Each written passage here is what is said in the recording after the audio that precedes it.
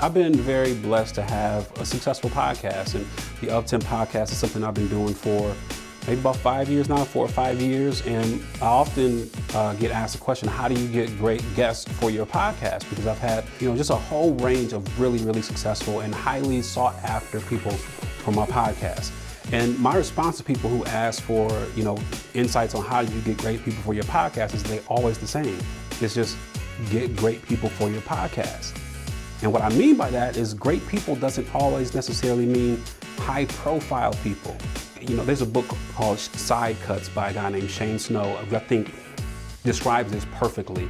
He gave the story of, I think it was like a college student that took a paper clip and they went door to door trading that paper clip up for something else. And so they went to one person's door and said, hey, we have a paper clip, will you trade us something for this paper clip?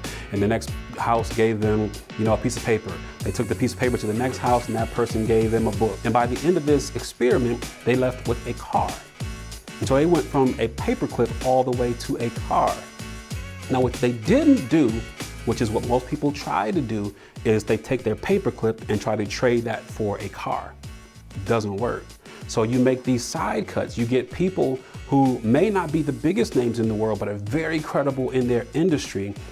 People who have a lot of really great things to say, but don't get asked often to be doing somebody's podcast, to be sitting on somebody's panel, to be, on somebody's video show. And what you want is to build enough credibility on the people who you do get on your show so that when you do make that ask to the big name, you can say, I've already had such and this person over here on my show, and now I would love to have you on my show. Because what people don't want to do is miss out on an opportunity to be along, in that stream of guests who they respect. They don't want to be left out of that conversation. They may not always say yes, but they are more likely to say yes when they see you've been doing your work.